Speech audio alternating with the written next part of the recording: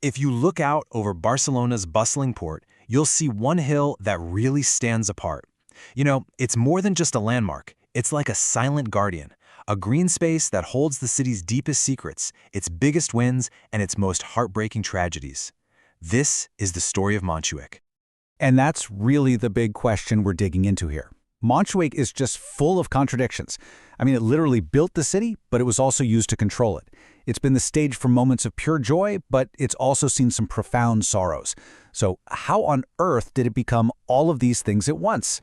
To really get Montjuïc, we have to go all the way back to the beginning, right down to its name. Because believe it or not, even its name tells a story that a lot of people have completely forgotten. Yeah, the origin of the name is our very first clue. Montjuïc literally translates to Jewish Mount.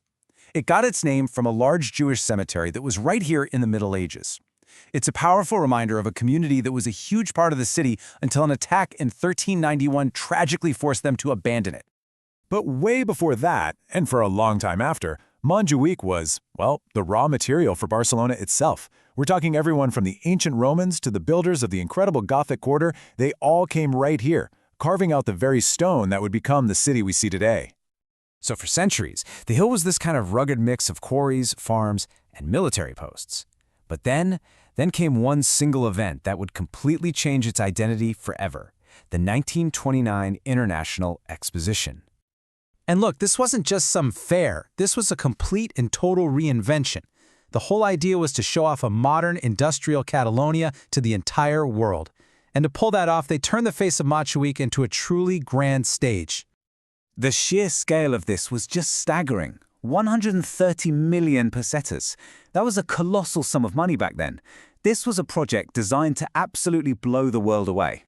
And the legacy of that investment is, wow. The grand entrance to Montjuïc that we all know today, almost all of it was built for this one event. From the huge Plaça d'Espanya, with its Venetian towers, all the way up past the Magic Fountain to that magnificent Palau Nacional crowning the hill, it was all part of this incredible 1929 vision. But the fair wasn't just about building enormous structures. Up on the hill, it actually became a battleground for the future of architecture, a real clash of competing ideas, all playing out in stone, steel, and glass. So on one hand, you had the Palau Nacional, right? The main building for the fair. It was monumental, classical, drawing inspiration from the Spanish Renaissance. Definitely a look back to the past. But then, just a short walk away, stood its complete opposite, the German Pavilion, a masterpiece of avant-garde rationalism, designed by none other than Ludwig Mies van der Rohe of the Bauhaus School. The German Pavilion was revolutionary. It was all about clean lines, open space. Its design is just so perfectly captured in this observation that the curves and irregularities of the human form contrast with the geometrical purity of the building.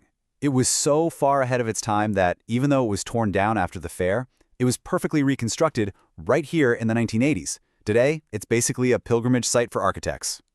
And another surprise hit from the fair was the Poble Espanyol.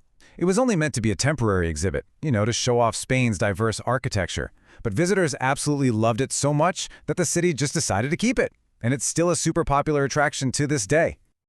But the bright lights of the fair don't tell the whole story, not even close. So far, we've seen Montjuïc as this source of creation and celebration. But now, we have to turn to the hill's other face, the one that holds its darkest stories. This is where triumph and tragedy really collide. Okay, let's fast forward 63 years. The year is 1992, and Montjuïc is once again the center of the world. The Olympic Games completely transformed the city, and this hill was its vibrant, celebratory heart. The main stadium itself had a pretty fascinating journey. See, it was originally built for the 1929 Expo, which is amazing. It connects Barcelona's two greatest moments on the world stage. Then, in 1936, it was supposed to host the People's Olympiad, a protest against the Nazi-hosted Olympics in Berlin, but the Spanish Civil War broke out, and it was canceled. After decades of just sitting there, it was completely reborn for 1992.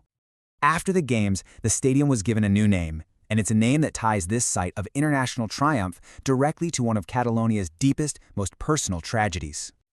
And that's the question. That is the question that unlocks the other side of Montjuïc's story.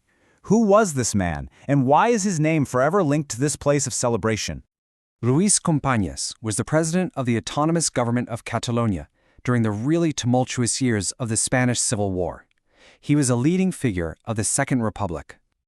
After Franco's victory, Companys had to flee into exile in France. But when the Nazis occupied France, he was captured by the Gestapo, handed over to Franco's regime, and brought right back to Barcelona. He was executed by firing squad, right here on Montjuïc, at the castle overlooking the very city he once led. And this really shines a light on the castle's grim, long-standing role. From the 18th century on, it wasn't just for defense, it was a tool of state control. It was a place to bombard the city into submission, a political prison, and a place of execution. Its cannons often weren't even pointed out to sea, they were pointed down at the citizens of Barcelona. So, let's make our final climb to the top of the hill, to the castle itself, and just take a moment to reflect on these deeply layered and often very painful memories. Today, you can just hop on a cable car for the last 750 meters to the top. The castle, which was once a military prison, was finally given back to the city in 2007. Now it's a public space, a municipal facility, with absolutely stunning 360-degree views. And that kind of brings us full circle, doesn't it? On this one single hill, we've seen an ancient settlement, a quarry that built a whole metropolis, a sacred burial ground, a fortress of fear, a stage for global spectacle, an arena of Olympic glory, and now, finally, a peaceful public park. So I want to end with this thought. The very same spot where a president was executed now offers the best panoramic photos for tourists. A stadium named for a political martyr hosts concerts and soccer matches. It really forces you to ask, what is the nature of memory? How does a city reconcile its brightest moments with its darkest chapters? And what does it ultimately choose to build upon the stones of its past?